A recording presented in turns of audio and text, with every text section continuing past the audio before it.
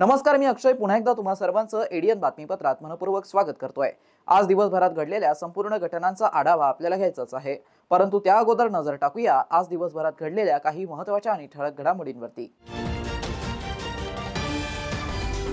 Chhatrapati संभाजीनगरच्या Waluj MIDC हद्दीत बनावट नोटा तयार करणाऱ्या छापखान्यावरती अहिल्यानगर पोलिसांचा छापा। 59 लाखांच्या नोटा चलनात येण्यापूर्वीच हस्तगत, 5 जणांना अटक।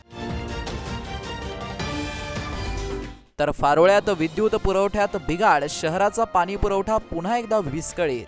आता बघूया सविस्तर बातम्या। छत्रपती संभाजीनगरच्या वाळूज एमआयडीसी हद्दीतील तिसगाव परिसरात मागील 4 वर्षांपासून असलेल्या बनावट नोटा तयार करणाऱ्या छापखान्यावरती अहिल्यानगर पोलिसांनी शुक्रवारी छापा टाकला। त्यात कोट्यवधी रुपयांच्या बनावट नोटा छापल्या जात होत्या।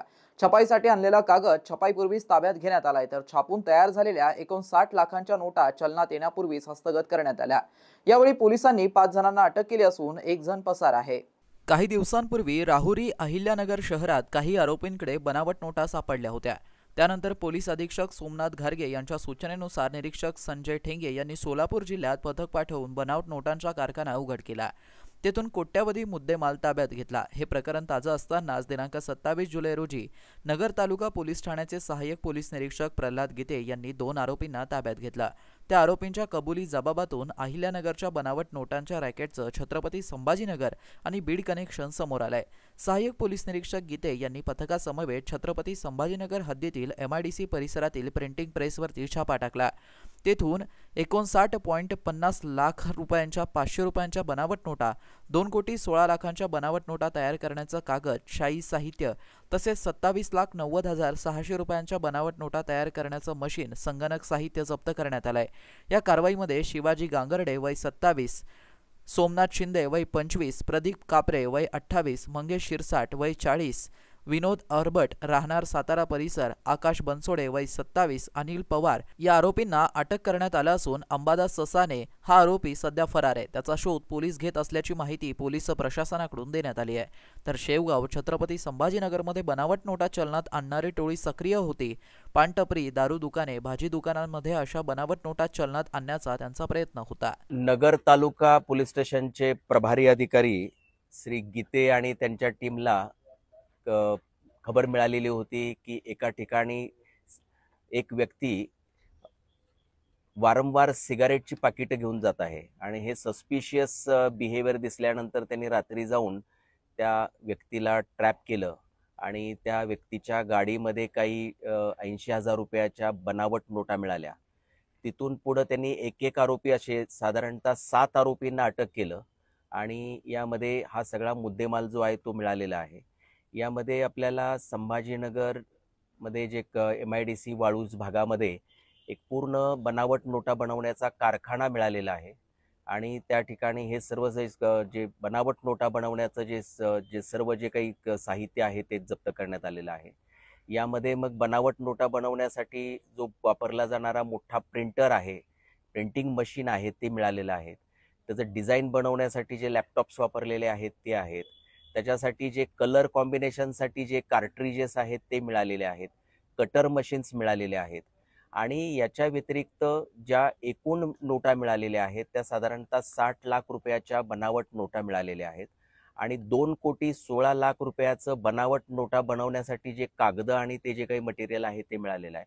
असं टोटल साधारण 88 लाख रुपयाचा मुद्देमाल जप्त करण्यात आलेला आहे। यामध्ये आता जे 7 लोक जे मिळालेले आहेत हे एकतर डिस्ट्रीब्युशनमध्ये होते आणि यातले काही प्रोडक्शनमध्ये काम करणारे होते।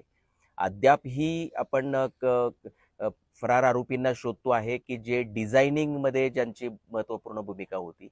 या ज्या बनावट नोटा आहेत या सामान्य माणसाला ओळखता येणार नाही तितक्या खऱ्या वाटाव्यात अशा आहेत। अगदी अत्याधुनिक प्रिंटिंग मशीन या लोकांनी वापरलेला आहे आणि यांचा हा जो काही ट्रॅक आहे हा नेवासा, शेवगाव आणि इकडं संभाजीनगर अशा पद्धतीनं हे सगळे आरोपी जे आहेत ते पसरलेले होते आणि या भागांमध्ये ह्या ज्या बनावट नोटा आहेत ह्या खपवण्याचं हे काम करत होते. तर या आपण आता पुढे जे फरार आरोपी आहेत तर त्यांचा आपण शोध घेत आहोत. टोटल 7 आरोपी आहेत, नगरमधले पण आहेत, बाहेरचे आहेत आणि आणखी काही आरोपी आम्ही आता म्हणजे यांच्याकडून जे निष्पन्न होत आहेत. कारण काय की हे सर्व सिस्टम जी त्या ठिकाणी जी चालू होती तर त्या ठिकाणी एकतर म्हणजे कुणी जे डिझायनर आहे तर त्याच्या आम्ही शोधात आहोत की जे डिझाईन करणारे आहेत किंवा त्यातले जे टेक्निकल लोक आहेत. कारण इतक्या रिफाईन्ड पद्धतीनं त्यांनी ज्या नोटा बनवलेल्या आहेत तर आपण हे पुढं यांचाही आपण शोध घेत आहोत.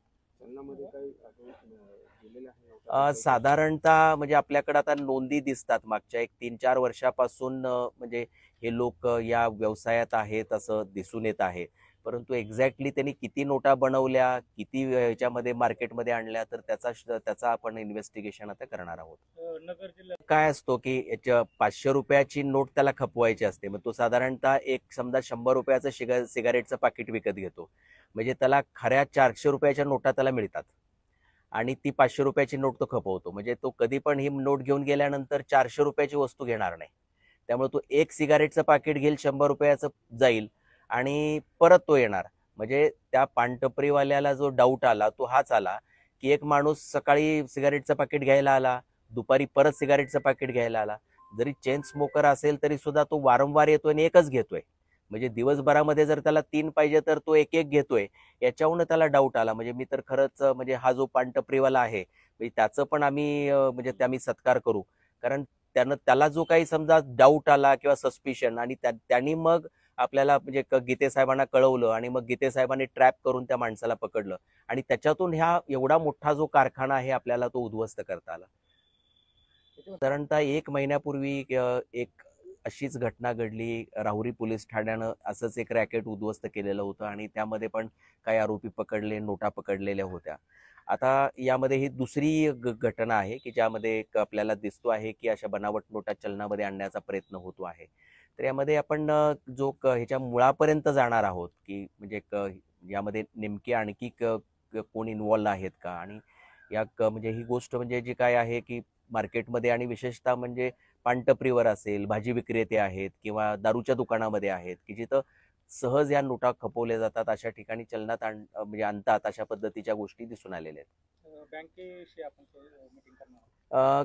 बनावट नोटा ज्या आहेत विशेषतः म्हणजे बँकांना पण लक्षात येतं की अशा बनावट नोटा ज्या आहेत या चलनामध्ये येत आहेत.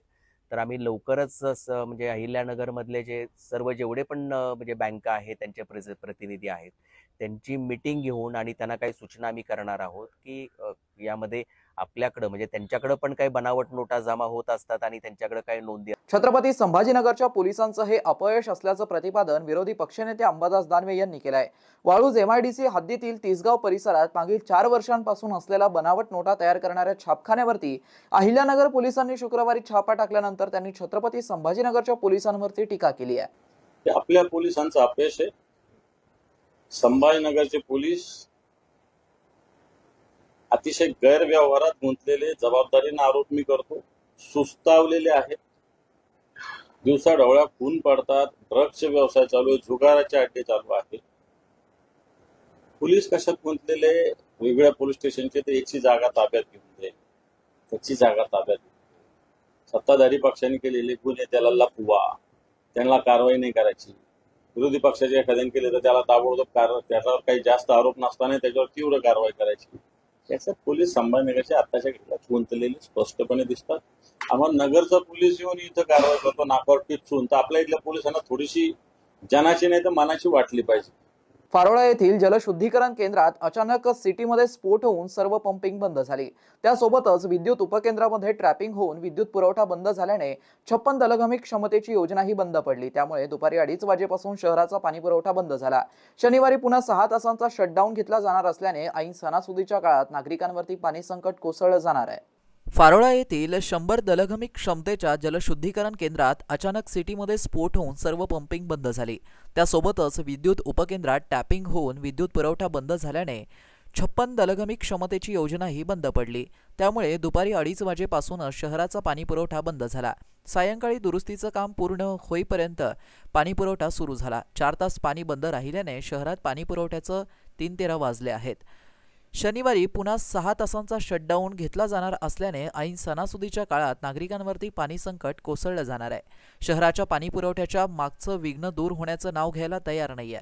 वारंवार जलवाहिनी फुटणं, वीज पुरवठा खंडित होणं, तांत्रिक बिघाड निर्माण होणं यासह विविध कारणामुळे शहराचा पाणीपुरवठा विस्कळीत झालाय।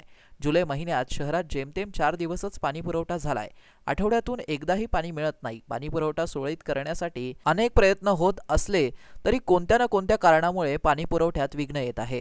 महापालिकेने MACBला शनिवारी 6 तासाचा शटडाऊन देण्याचा निर्णय घेतला। या निर्णयाची अंमलबजावणी होण्यापूर्वीच दुपारी फारोळा येथील 100 दलगमी क्षमतेच्या नवीन जलशुद्धीकरण उपकेंद्रात दुपारी 2:30 वाजेच्या सुमारास सिटीमध्ये सर्व पंपिंग बंद पडली। त्या पाठोपाठ वीज उपकेंद्रात ट्रॅपिंग झाल्यामुळे संपूर्ण विद्युत पुरवठा बंद झाल्याने 56 दलगमी क्षमतेची पाणी योजना देखील बंद पडली। त्यानंतर MACB आणि मनपाच्या अभियंत्यांनी तातडीने दुरुस्तीचं काम हाती घेऊन जुने पंपगृह येथील पंपिंग सुरू करण्यात आली। त्यानंतर नवीन पंपगृहात सिटी नवीन टाकण्याची कारवाई करून सायंकाळी 6:30 वाजता शहराचा पाणीपुरवठा सुरळीत करण्यात आला। 4 तास पाणीपुरवठा बंद राहिल्याने शहराचा पाणीपुरवठा पुन्हा विस्कळीत झाला असून दुपारनंतरचे टप्पे उशिराने किंवा 1 दिवस पुढे ढकलले जाणार असल्याचं पाणीपुरवठा विभागाच्या अभियंत्यांनी सांगितलंय। ज्या भागाला गुरुवारी पाणीपुरवठा केला जाणार होता त्या भागाला रात्री उशिरापर्यंत पाणी दिलं जाणार आहे। काही भागांचे टप्पे 1 दिवसाने पुढे ढकलण्यात आले आहे। फारोळा येथे 100 आणि 56 दलगमी क्षमतेच्या योजनेची वायरिंग बदलण्यासाठी MACBने 6 तासांचा शटडाऊन मागितला असून मनपाने त्यास मंजुरी दिली आहे। त्यामुळे तीनही योजना बंद राहणार असल्याने शहराचा पाणीपुरवठा विस्कळीत होणार आहे। अगोदरच शहराच्या पाणीपुरवठ्याचे 3:13 वाजलेले असताना त्यात शनिवारचा शटडाऊनचा मोठा फटका बसणार आहे। ऐन सणासुदीच्या काळात शहराच्या पाणीपुरवठ्याचे 3:13 वाजले आहेत। शहरवासियांना एक सुवर्ण संधी। तुम्ही एखादा व्यवसाय करताय का? मग ADN वरती जाहिरात करा आणि मिळवा व्यवसायात मोठा फायदा। तर वाट कसली बघत आहात? आताच खाली दिसत असलेल्या नंबरवरती संपर्क साधा।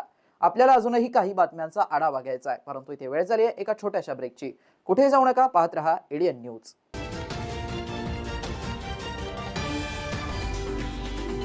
तब्बल 100 वर्षांपासून यशस्वी विद्यार्थी घडवणारे मराठवाड्यातील पहिले महाविद्यालय असलेले शासकीय ज्ञानविज्ञान महाविद्यालय छत्रपती संभाजीनगर या महाविद्यालयात नव्या शैक्षणिक वर्षात अर्थात 2025 आणि 26 मध्ये प्रवेश घेण्याची पुन्हा सुवर्ण संधी। BA, BSc आणि MA साठी प्रवेश खुले आहेत। BA मध्ये निवडा तुमच्या आवडीचे विषय। भाषा विषयाबरोबरच इतिहास, मानसशास्त्र, समाजशास्त्र आणि बरंच काही। मराठी आणि इंग्रजी माध्यमांसाठी स्वतंत्र वर्ग। BSc मध्ये botany, chemistry, zoology, microbiology, computer science सारखे आधुनिक विषय। MA साठी खास अभ्यासक्रम, भूगोल, ग्रहविज्ञान आणि संगीत। शिक्षणाची उत्तम व्यवस्था, कमी खर्चात मुलामुलींसाठी महाविद्यालयाची प्रशस्त इमारत, स्वतंत्र ग्रंथालय, वाचनालय, अभ्यासिका, मुलींसाठी लेडीज रूम, प्रयोगशाळा, वसतिगृह आदींची व्यवस्था। NEP 2020 ची अंमलबजावणी। MPSC, UPSC पूर्व प्रशिक्षणाची खास सुविधा। स्पोर्ट्स, NCC, NSS आणि स्किल बेस्ड कोर्सेससह तुमच्या सर्वांगीण विकासाची हमी। प्रवेशासाठी आजच संपर्क करा। कला शाखेसाठी 9823 139664, BSc साठी 9823 04 23 59, 11वी विज्ञानसाठी 9503 81 89 94 आणि 11वी कला शाखेसाठी 9922 90 09 34। तर वाट कसली बघताय? आजच तुमच्या उज्ज्वल भविष्याची निवड करा। शासकीय ज्ञानविज्ञान महाविद्यालय। Educate, empower, enlighten. मनोवृत्ती घडवा, भविष्य घडवा। आजच आपला प्रवेश निश्चित करा।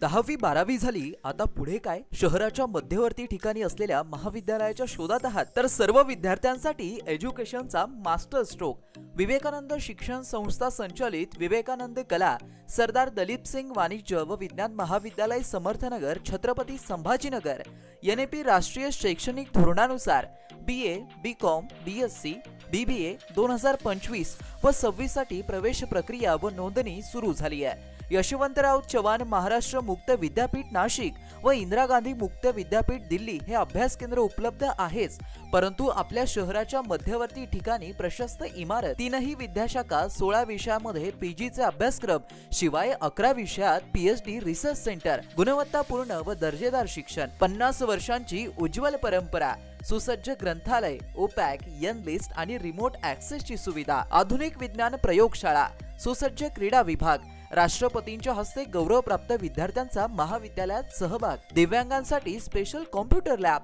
व्यक्तिमत्व विकासासाठी एनसीसी आणि एनएसएस, स्पर्धा परीक्षेसंदर्भात मार्गदर्शन, शासनाच्या सर्व शिष्यवृत्ती योजना उपलब्ध, शिवाय स्वाधार योजनेच्या विद्यार्थ्यांना परिपूर्ण लाभ. प्रवेशासाठी संपर्क 0240 23 65 845, 0240 23 65 844, 0240 23 65 813, कार्यालयीन संपर्क 0240 23 65 801. आजच आपला प्रवेश निश्चित करा आणि द्या आपल्या करिअरला बूस्टअप. अनेकांच्या मनात स्वप्न असते की देशाची सेवा करायची, परंतु काही लोकच योग्य प्रशिक्षण घेऊन ते वास्तवात पूर्ण करतात. वास्तविक सैनिक बनणे सोपं काम नाही, कारण प्रशिक्षणाच्या मैदानापासून ते युद्धाच्या रणांगणापर्यंत प्रत्येक क्षण संघर्षमय असतो. फक्त जो इमानदार, समजूतदार असेल आणि ज्याची इच्छाशक्ती प्रबळ असेल असाच व्यक्ती या क्षेत्रात टिकू शकतो. प्रत्येक वर्षी अनेक परीक्षार्थ्यांना यश प्राप्त होते, ते फक्त आणि फक्त गरुडचे अकॅडमी. पंख आम्ही देतो, उंच भरारी तुम्ही घ्या.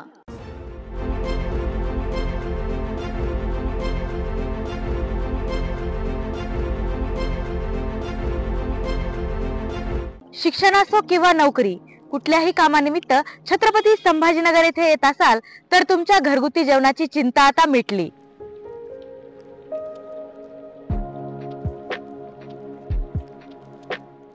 नमस्कार, मी डॉक्टर साशा, मी साताऱ्याची आहे.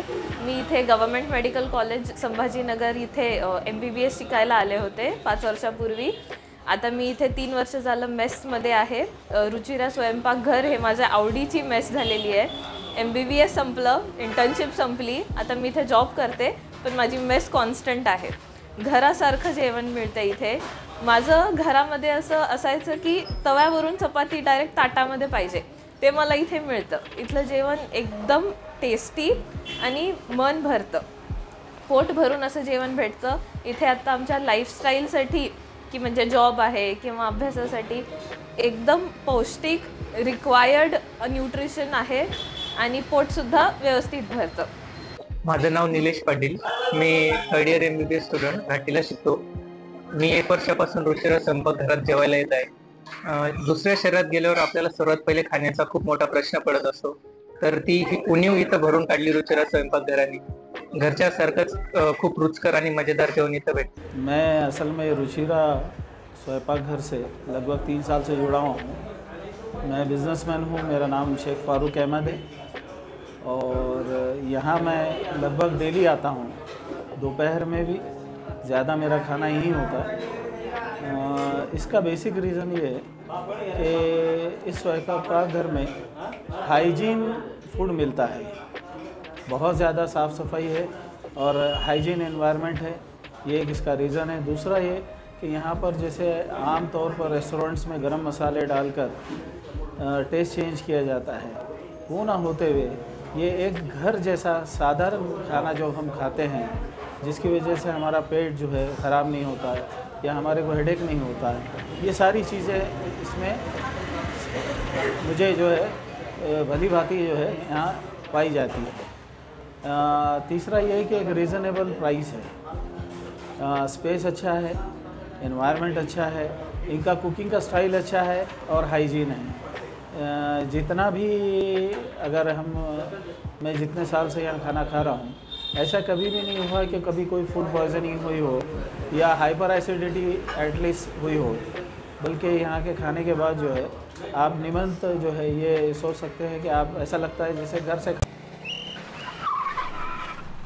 मस्त मास्क पहना रे तूने. Thank you sir. वो जान बचाने के लिए पहनना पड़ता है ना सर? रेडीमेड है या टेलर मेड है? ऑनलाइन ऑर्डर किया है सर। एक और है ना सर? देना। बहुत मस्त लगे आपको। ये ना सर। सर ना भाई, जान बचाने के लिए बाइक चलाते वक्त सिर्फ खोपड़े पे मास्क पहनेगा तो खोपड़े को कौन बचाएगा? समझ गया सर। हेलमेट ऑनलाइन ऑर्डर कर, वरना हमेशा के लिए ऑफलाइन हो सकता है। Okay sir. ये ले चल हम ये भी ऑनलाइन भर दे। हेलमेट पहने, ट्रैफिक नियमों का पालन करे, जिंदगी के सफर को सुरक्षित रखे।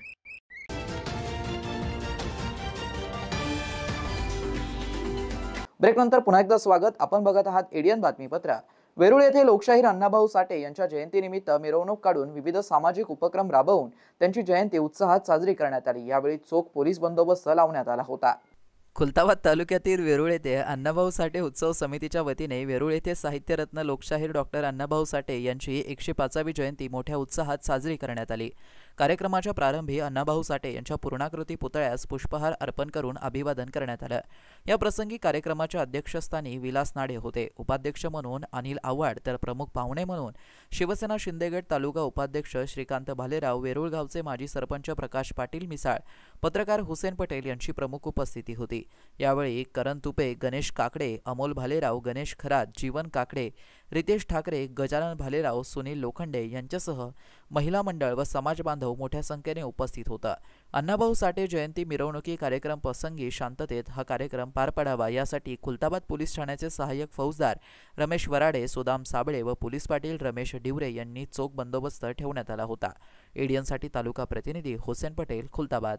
काँग्रेसचे नेते पृथ्वीराज चव्हाण यांनी केलेल्या वक्तव्याच्या विरोधात छत्रपती संभाजीनगरमध्ये शिंदे गटाच्या युवा सेनेकडून पृथ्वीराज चव्हाण यांचा पुतळा जाळून निषेध व्यक्त करण्यात आला। त्यांनी जाहीर माफी मागावी अशी मागणी आंदोलकांच्या वतीने करण्यात आली आहे। पृथ्वीराज चव्हाणांनी जे काल जाहीर वक्तव्य केलंय त्यांनी त्याच्याबद्दल माफी मागितली पाहिजे आणि गेल्या 2 टर्ममध्ये ते मुख्यमंत्री होते तर त्यांच्या हातातच SIT ही चौकशी होती। म्हणजे त्यांनी जे काही केलं या सनातन धर्माबद्दल जाणून बुजून जे केलंय तर त्याला म्हणत नाही का आपण भगवान के घर में देर है अंधेर नाही।